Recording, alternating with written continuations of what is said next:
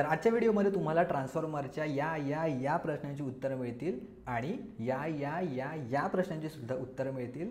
कुठल्या प्रश्नांची उत्तरं मिळतील? तर करायचं का आजचं लेक्चर स्टार्ट? यस. तर मी अमेय स्वागत करतो तुमचं अमेझिंग इंजिनियर्सवर. आजच्या लेक्चरचा पहिला क्वेश्चन आहे, what is the primary function of a single phase transformer. एकदम इझी क्वेश्चनपासून स्टार्ट करूया. सिंगल फेज ट्रान्सफॉर्मरचे मुख्य कार्य काय आहे? व्हिडिओ नेहमी पॉज करा, उत्तर ट्राय करा, ऑप्शन्स बघून स्वतःला येते की नाही चेक करा. ओके. तर ट्रान्सफॉर्मरचं बेसिकली फंक्शन काय असतं? To increase the frequency. नाही, फ्रिक्वेन्सी आपण कॉन्स्टंट ठेवतो, ह्याच्यामध्ये फ्रिक्वेन्सी कॉन्स्टंट असते. आणि ह्या क्वेश्चनमध्ये फक्त आपण उत्तर नाही शोधणार आहेत, तर बाकीचे सुद्धा कन्सेप्ट साईड बाय साईड आपण क्लिअर करत जाऊया की बाकीचे ऑप्शन्स काय आहेत. जसं मी सांगितलं, इन्क्रीज द फ्रिक्वेन्सी नाही. ट्रान्सफॉर्मरमध्ये आपली जी फ्रिक्वेन्सी असते ती कॉन्स्टंट असते, म्हणजे प्रायमरीला जेवढी फ्रिक्वेन्सी असेल तेवढीच सेकंडरीला फ्रिक्वेन्सी असेल. फ्रिक्वेन्सी कॉन्स्टंट असते. ट्रान्सफॉर्मरमध्ये फ्लक्स असतो तो कॉन्स्टंट असतो, हे गोष्ट लक्षात ठेवा. 3. आणि तिसरं म्हणजे जी आपली पॉवर असते ती सुद्धा कॉन्स्टंट असते. So transformer is a constant flux, constant power आणि कॉन्स्टंट फ्रिक्वेन्सी डिव्हाइस असं सुद्धा म्हटलं जातं. म्हणजे प्रायमरीला जेवढं असणार तेवढंच सेकंडरीला आपल्याला मिळणार. Okay.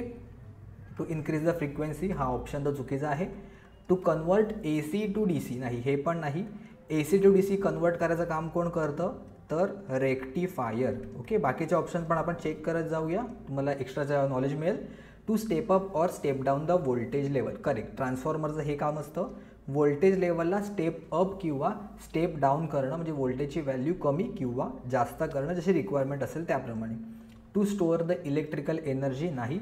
To generate the electrical power नाही, हे सुद्धा नाही. हे जनरेटरच्या हेल्पने आपण करतो आणि त्यानंतर मग ती जी काही एनर्जी असते ती आपण स्टेप अप किंवा स्टेप डाऊन करतो, म्हणजे व्होल्टेज जे असेल ते. ठीक आहे. ह्याच्यामध्ये जर आपण बघितलं तर इथे प्रायमरीला किती व्होल्टेज आहे, सेकंडरीला किती व्होल्टेज, हे डिपेंड करतं नंबर ऑफ टर्न्सवर. नंबर ऑफ टर्न्स किती आहे त्या बेसिसवर एक तर आपण व्होल्टेज स्टेप अप किंवा स्टेप डाऊन ठेवू शकतो. जर N1 म्हणजे नंबर ऑफ टर्न्स, हे जे काय वेटोळे आहेत किंवा आपण ज्याला काय वळण म्हणतो, N1ची व्हॅल्यू जर N2पेक्षा जास्त असेल तर हा स्टेप डाऊन ट्रान्सफॉर्मर असेल, म्हणजे व्होल्टेज V1 आहे त्याची व्हॅल्यू जास्त असेल व्होल्टेज V2पेक्षा. आणि जर N1ची व्हॅल्यू कमी असेल N2पेक्षा तर तो असेल आपला स्टेप अप ट्रान्सफॉर्मर. ओके. ह्याच्यामध्ये V2ची व्हॅल्यू जास्त असेल V1पेक्षा, म्हणजे आउटपुट जास्त मिळतो.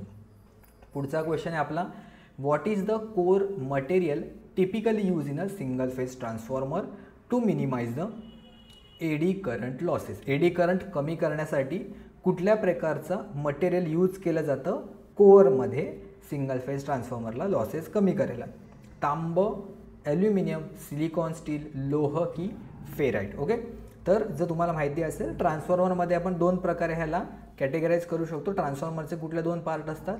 एक असतो कोर आणि दुसरी असते वाइंडिंग. करेक्ट. एक असतो कोर आणि दुसरी असते वाइंडिंग. त्याच्यापैकी जे कॉपर आणि ॲल्युमिनियम आहेत हे आपण वाइंडिंगसाठी यूज करतो, त्यामुळे हे 2 ऑप्शन तर येणार नाही कोरसाठी. लोह, फेराइट आणि सिलिकॉन स्टील. ओके. फेराइटचा आपण कोर असतो, फेराइट जो कोर असतो तो आपण हाय फ्रिक्वेन्सी ट्रान्सफॉर्मरसाठी आपण यूज करतो. हाय फ्रिक्वेन्सी ट्रान्सफॉर्मरसाठी आपण फेराइट कोर यूज करतो. आणि एडी करंट लॉसेस स्पेसिफिकली कमी करण्यासाठी आपण सिलिकॉन स्टील आहे ते यूज करतो. ओके. एडी करंट लॉसेस कमी करण्यासाठी इथे मेन्शन केलेलं आहे, silicon steel is commonly use as the core material single phase transformer to minimise the eddy current losses. Okay. त्याच्यासोबतच silicon steel contains a small percentage of silicon which increases the electrical resistance and reduces the hysteresis and eddy current losses. Okay. Silicon steel use केल्याने त्याच्यामधले जे losses आहेत ते आपले कमी होतात, कारण त्याच्यात इलेक्ट्रिकल रेजिस्टन्स जास्त प्रमाणात असतं, थोड्यापैकी आपण म्हणू शकतो. This material is laminated to further reduce the circulating current. म्हणजे असे पातळ पातळ शीट्समध्ये त्याचे तुकडे केलेले असतात आणि हे सगळे पातळ पातळ शीट्स आहेत ते आपण एकत्र जॉईंट करून कोर बनतो आणि त्यानंतर मग आपण त्याच्यावरची जी वाइंडिंग आहे ती इथे दोन्ही साईडला ठेवतो, प्रायमरी साईडला आणि सेकंडरी साईडला. पुढचा क्वेश्चन आहे, in a single phase transformer if the turns ratio is 1:2 what will be the secondary voltage if the primary voltage is 110 volt. Okay, 1:2चा याचा अर्थ काय आहे, जर नंबर ऑफ टर्न्स N1 ला जर मी 1 कन्सिडर केलं तर त्याच्या दुप्पट N2च्या वळण असतील किंवा त्याचे नंबर ऑफ टर्न्स असतील. 1:2चा रेशो म्हणजे काय, म्हणजे 1 आणि 2च का असं नाही म्हणू शकत आपण. इथे जर 100 टर्न्स असतील तर सेकंडरी साईडला 200 टर्न्स असू शकतील, किंवा जर इथे 400 टर्न्स असतील तर इथे 800 टर्न्स असू शकतील. म्हणजे 1:2 नेहमी 1 आणि 2 असलंच पाहिजे असं नाही. प्रायमरी आणि सेकंडरी हे नेहमी एकाच 2 या रेशोमध्ये असतील. म्हणजे प्रायमरीचं 1 असेल, सेकंडरीला त्याच्यापेक्षा डबल नेहमी टर्न्स असतील. तर इथे काय म्हटलं आहे, प्रायमरी साईडला जर आपण 110 वोल्ट दिलं तर सेकंडरी साईडला किती येईल. म्हणजे इथे जर मी 110 वोल्ट दिलं तर ह्याच्या दुप्पट नंबर ऑफ टर्न्स जर 1 आहे आणि इकडे जर 2 असतील तर number of turns directly proportional असतात. V1 भागिले V2 is equal to N1 भागिले N2. म्हणजेच जर मला V2ची व्हॅल्यू काढायची असेल तर ते होईल N2 भागिले N1 गुणिले V1, म्हणजे 2 भागिले 1 गुणिले 110. म्हणजे मला V2ला मिळेल किती, 220 वोल्ट. ओके, ह्याच्यामध्ये पण लक्षात ठेवा टर्न्स रेशो त्यांनी सांगितले. 2 प्रकार येतात, कधी कधी टर्न्स रेशो असतो आणि एक असतो ट्रान्सफॉर्मेशन रेशो. ओके, ह्या दोनमध्ये कन्फ्युजन होतं बऱ्याच मुलांना. ट्रान्सफॉर्मेशन रेशो, जो टर्न्स रेशो असतो ना, टर्न्स रेशो तो नेहमी N1 भागिले N2 असतो, आणि जो ट्रान्सफॉर्मेशन रेशो असतो ना तो असतो N2 भागिले N1. ओके, तर ह्याच्यामध्ये कन्फ्यूज होऊ नका. टर्न्स रेशो म्हणजे N1:N2. पुढचा क्वेश्चन आहे, what is the purpose of using isolation transformer. Okay, एकदा ऑप्शन चेक करून घ्या, तुम्हाला माहिती असेल तर चांगलंच आहे, नसेल तर उत्तर बघा. टू रिड्यूस द वोल्टेज, नाही टू इन्क्रीज द करंट. सगळ्यात पहिल्यांदा आयसोलेशन ट्रान्सफॉर्मर काय असतो. आपण इथे नंबर ऑफ टर्न्स आता बघितलं, स्टेप अप आणि स्टेप डाऊनमध्ये कोण कमी असतं कोण जास्त असतं. पण आयसोलेशन ट्रान्सफॉर्मर आहे ना, ही स्पेशल कंडिशन आहे ज्याच्यामध्ये नंबर ऑफ टर्न्स N1:2 जे N2 असतात ना ते असतात 1:1. म्हणजेच आपण असं म्हणू शकतो की N1 is equal to N2.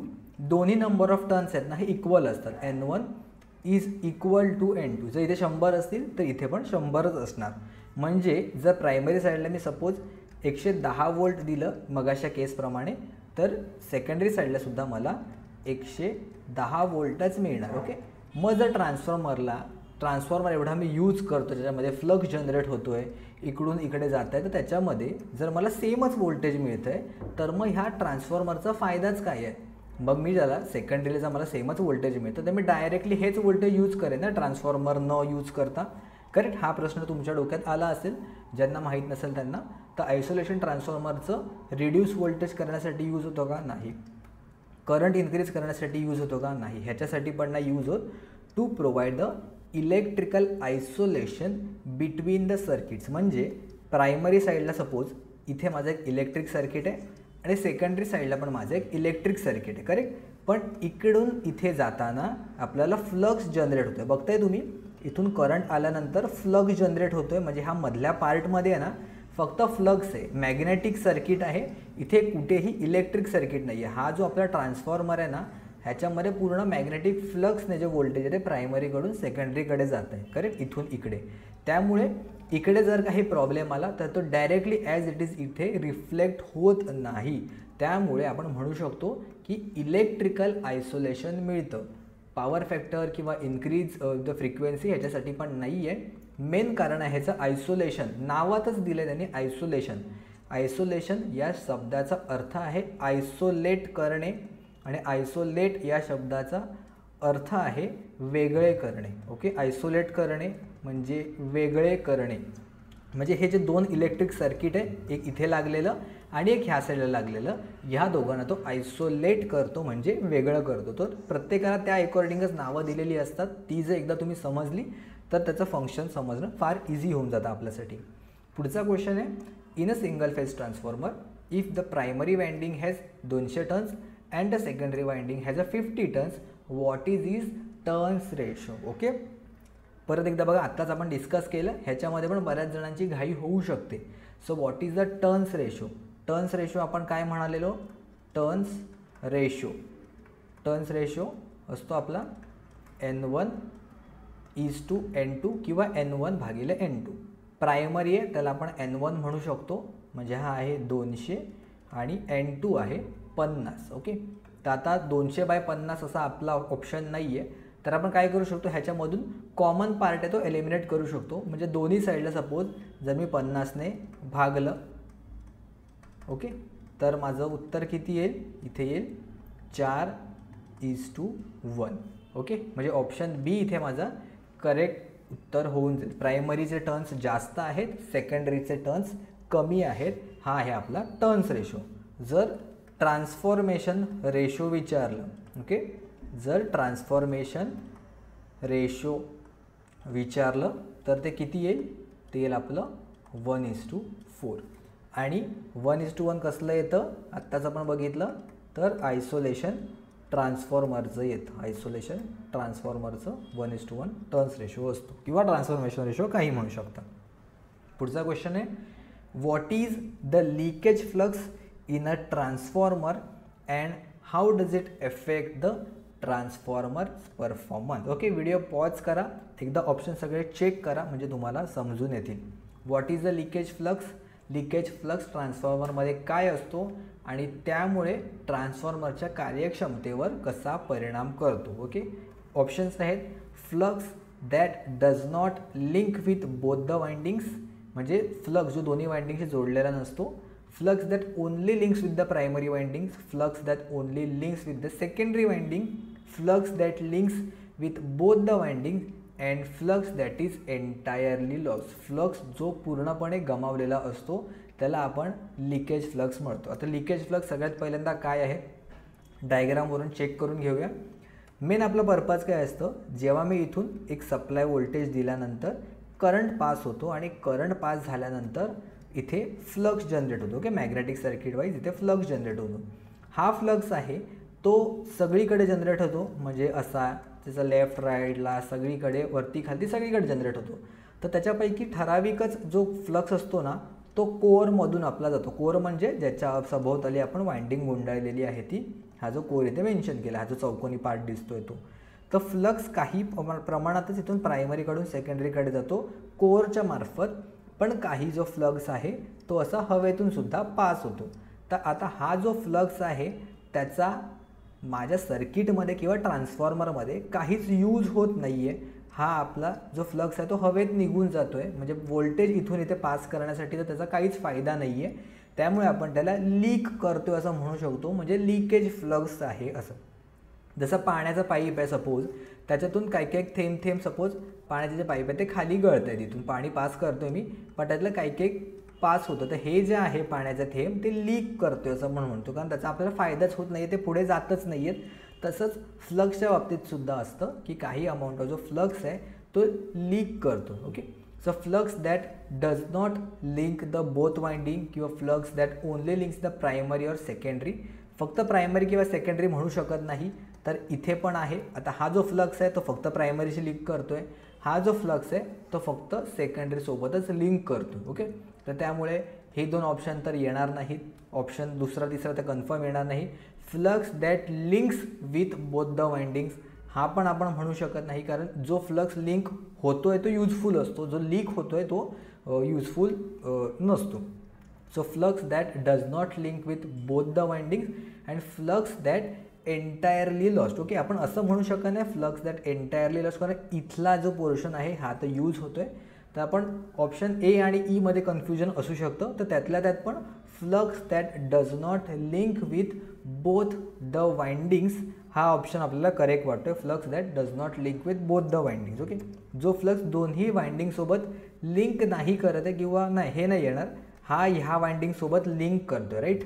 तर flux that does not link with the both the windings. Okay, both वाइंडिंगसोबत नाही पण एका वाइंडिंगसोबत लिंक करतो आहे, तर त्यामुळे हा पण ऑप्शन करेक्ट नाही येणार. त्यामुळे ऑप्शन जो ई आहे तो करेक्ट आहे की फ्लक्स जो पूर्णपणे गमावलेला आहे म्हणजे हाच.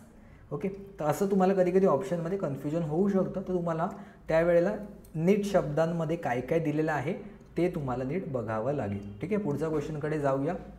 आय होप तुम्हाला समजत असेल आत्तापर्यंत शिकवलेलं. व्हिडिओ आवडत असेल तर लाईक नक्की करा, जेणेकरून आम्हालासुद्धा मोटिवेशन मिळतं आणि कंटिन्युअसली अशा व्हिडिओ तुमच्यासाठी घेऊन येत जाऊया. बऱ्याच गोष्टी प्लॅन केलेल्या आहेत, डेफिनेटली लवकरात लवकर येतील. पुढचा क्वेश्चन बघूया. What is the significance of the no load current in a transformer. ट्रान्सफॉर्मरमध्ये नो लोड करंट म्हणजे जेव्हा लोड नाही लावला आहे त्यावेळेला त्याचं नो लोड करंट असतो, तर त्याचं महत्त्व काय आहे. ओके, व्हिडिओ पॉज करा, सगळे ऑप्शन शांतपणे बघा आणि तुमच्या कॉपीमध्ये करेक्ट उत्तर लिहून ठेवा आणि बघा जे आपण उत्तर ठरवलं ते करेक्ट आहे की नाही आहे. ओके, आधी बघूया नो लोड आणि लोडेड कंडिशन. लोडेड कंडिशनमध्ये म्हणजे त्याच्या सेकंडरी साईडला जी वाइंडिंग आहे तिकडे आपण काही ना काहीतरी एक लोड कनेक्ट केलेला आहे. लोड कनेक्ट केला याचा अर्थ इथून करंट आहे सेकंडरीचा तो फ्लो होतो, कारण सर्किटमध्ये करंट फ्लो होण्यासाठी एक क्लोज पाथ लागतो.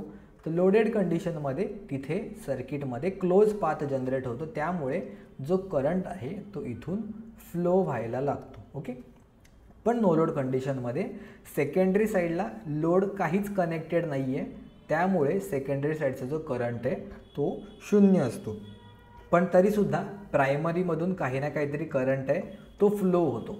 तर हा जो करंट आहे तो कुठे जातो, तर हा करंट आल्यानंतर इथे फ्लक्स आहे तो सगळ्यात पहिल्यांदा जनरेट होतो. ओके, फ्लक्स आहे तो सगळ्यात पहिल्यांदा सेटअप होतो, त्यामुळे इथपर्यंत सेकंडरी साईडला माझा फ्लक्स आहे तो जनरेट होतो आहे.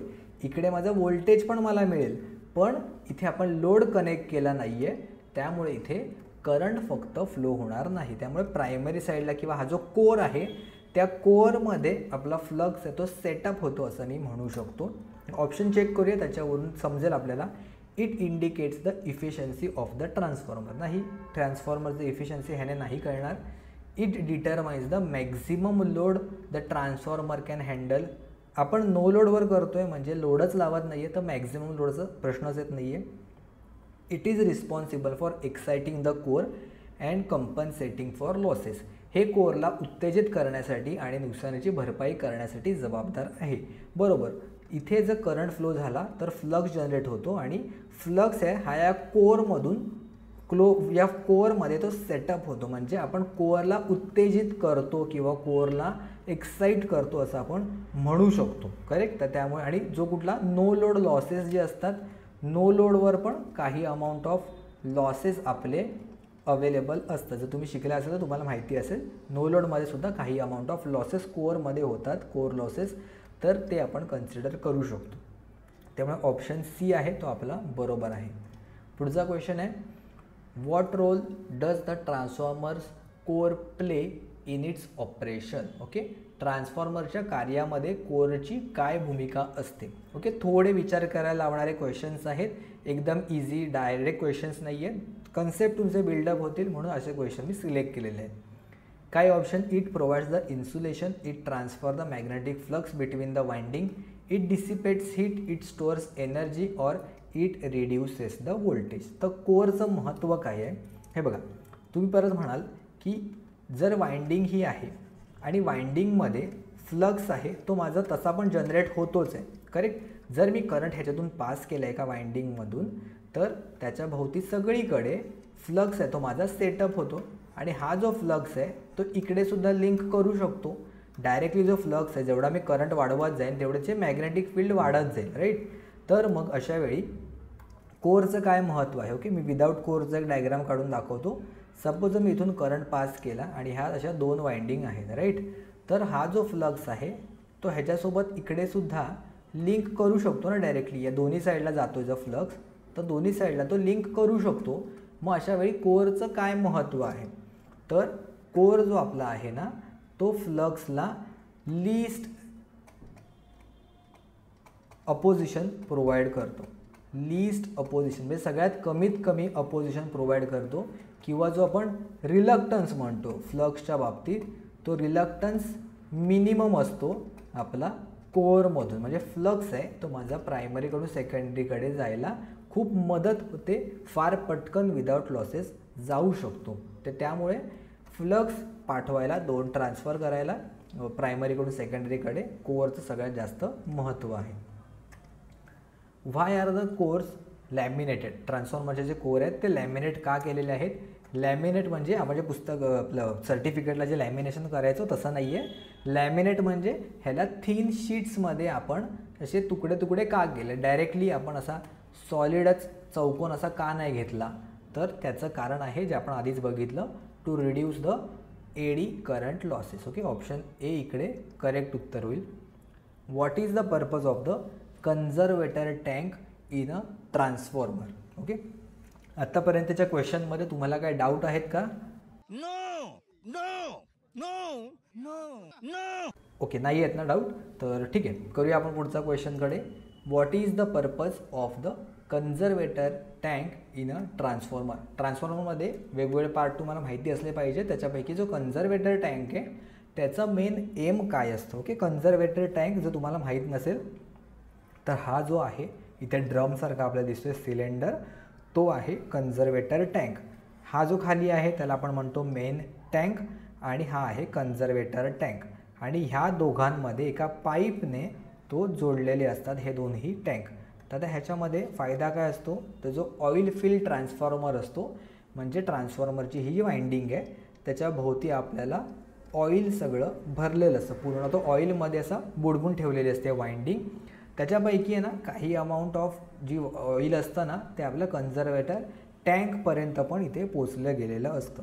ठीक आहे, तर ऑप्शन्स बघूया ह्याच्यामध्ये काय दिलेले आहेत. टू स्टोअर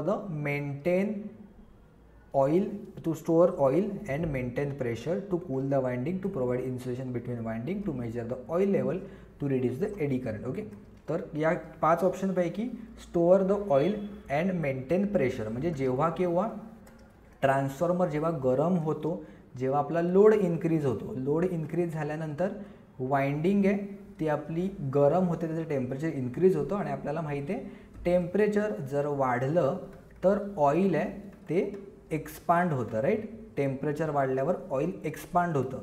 तर ऑइल एक्सपांड व्हायला आपण ही इथून जागा दिलेली असते, म्हणजे हे जे ऑइल आहे ते एक्सपांड झाल्यानंतर थोडं इथे वरपर्यंत इथे येऊ शकतं, करेक्ट? जर ऑइल एक्सपांड करायला जागाच नाही मिळाली तर ते ब्लास्ट होऊन सगळं बाहेर येऊ शकतं ऑइल. प्रेशर रिलीफ डिव्हाइस ज्याला आपण PRD सुद्धा म्हणतो किंवा PRV म्हणतो, प्रेशर रिलीफ वॉल ज्याला म्हणतो, तर त्याच्यातून बाहेर येऊ शकतं किंवा जर काहीच नसेल तर डायरेक्टली ब्लास्ट पण होऊ शकतं. तर ते गोष्ट अवॉइड करण्यासाठी आपण इथे कन्झर्वेटर टँक दिलेला असतो. मग जेव्हा केव्हा ऑइल टेम्परेचर वाढतं तेव्हा ऑइल आहे ते इथून वरच्या साईडला जातं कन्झर्वेटरकडे आणि जेव्हा कूल डाऊन होतं तेव्हा वरचं जे ऑइल आहे ते ट्रान्सफॉर्मरच्या मेन टँकपर्यंत येतं. तर त्यामुळे प्रेशर मेंटेन करायचं आणि ऑइल स्टोअर करायचं ही दोन्ही कामं ट्रान्सफॉर्मर करतो. ठीक आहे, आत्तापर्यंत जर तुम्ही या व्हिडिओपर्यंत इथे पोचला असाल तर कमेंटमध्ये लिहा ट्रान्सफॉर्मरवरून ट्रान्सफॉर्मरवरून इन्स्पायर होऊन I will step up and transform. Okay, म्हणजे मला समजेल की किती मुलं खरंच इंटरेस्टेड आहेत आणि किती मुलं शेवटपर्यंत व्हिडिओ काळजीपूर्वक बघतायत. ठीक आहे, पुढचा क्वेश्चन बघूया. What does the term voltage regulation refer to in a transformer? Voltage regulation ऐकलं असेल, नसेल ऐकलं तरी सांगतो. व्होल्टेज रेग्युलेशन म्हणजे no load voltage minus full load voltage divided by no load किंवा फुल लोड. डिनॉमिनेटरमध्ये काहीही घेतात, काही काही ठिकाणी तुम्हाला नो लोड दिसेल किंवा फुल लोड दिसेल, ते डिपेंड करतं की ट्रान्सफॉर्मर आपला नो लोडवर रन करतो किंवा फुल लोडवर रन करतो, त्याच्या अकॉर्डिंग काही काही ठिकाणी तुम्हाला इथे फुल लोड पण दिसून येईल. ओके, त्याच्या बाबतीत टेन्शन घेऊ नका. ओके, मेन एम काय आहे, व्होल्टेज रेग्युलेशनचा अर्थ काय आहे की नो लोडपासून फुल लोडपर्यंत, म्हणजे नो लोडवर असताना मला व्होल्टेज किती मिळतं आहे आणि सपोज त्या ट्रान्सफॉर्मरवर मी लोड टाकला. ओके, NLचा अर्थ आहे नो लोड, म्हणजे नो लोड असताना मला एक व्होल्टेज मिळतं आहे आणि सपोज फुल लोड टाकल्यावर मला दुसरं एक व्होल्टेज मिळतं आहे. तर ह्या दोन व्होल्टेजेसमध्ये किती डिफरन्स येतो आहे हे फाइंड आउट करणं म्हणजे असतं voltage regulation. So the change in secondary voltage when load varies. Load मी बदलला नो लोडपासून फुल लोडपर्यंत, तर व्होल्टेज किती बदलतं आहे. आयडियली व्होल्टेज रेग्युलेशन जेवढं मिनिमम असेल, ओके, व्होल्टेज रेग्युलेशन जेवढं मिनिमम असेल, मिनिमम इज गुड, जेवढं मिनिमम असेल व्होल्टेज रेग्युलेशन तेवढं चांगलं, म्हणजे व्होल्टेजमध्ये जास्त बदल होत नाही आहे. ठीक आहे, बाकीचे पण ऑप्शन चेक करून घ्या, तुम्हाला समजून येईल. ह्याच्यापैकी करेक्ट उत्तर आहे व्होल्टेज रेग्युलेशन, म्हणजे change in secondary voltage Wien load varies. Okay, तर बरेच मुलं टेस्ट सिरीजसाठी सुद्धा रिक्वेस्ट करत होते, कधी येते विचारत होते प्रश्न. तर इंडिपेंडन्स डेच्या दिवशी आपली टेस्ट सिरीज लॉन्च होते. डेफिनेटली ऑफर वगैरे पण असतील सुरुवातीला, तर जरूर चेकआउट करा. त्याच्यासाठी आपलं अमेझिंग इंजिनियर्स ॲप आहे प्ले स्टोअरवर, ते सुद्धा तुम्ही बघा, त्याच्यावर डाउनलोड करा. आणि जर तुमचे काही डाऊट्स असतील तर खाली कमेंट्समध्ये विचारा. ह्या व्हिडिओची जर तुम्हाला लेक्चरची PDF हवी असेल तर ते सुद्धा तुम्हाला आपल्या अमेझिंग इंजिनियर्स ॲपवर मिळेल. ॲपमध्ये गेल्यानंतर इथे 3 लाईन्सवर फ्री मटेरियलमध्ये तुम्हाला मी फोल्डर बनवलेला आहे, त्याच्यामध्ये जाऊन तुम्ही चेकआउट करू शकता. ओके, आणि न्यू टॉपिक तुम्हाला पुढचा व्हिडिओचा कुठला हवा असेल तो पण तुम्ही आम्हाला कमेंट करून सांगा, जेणेकरून जेवढे मॅक्झिमम त्याच्यावर रिक्वेस्ट येतील तो टॉपिक आपण सगळ्यात पहिल्यांदा कवर करूया. ओके, जो न्यू टॉपिक हवा आहे त्या बाबतीत मला कमेंट करून नक्की सांगा. ठीक आहे, तर आजच्या व्हिडिओमध्ये एवढंच. भेटूया आपण पुढच्या व्हिडिओमध्ये कोणत्या नवीन टॉपिकसोबत. Okay. Okay. Okay. Okay. Okay. Thank you.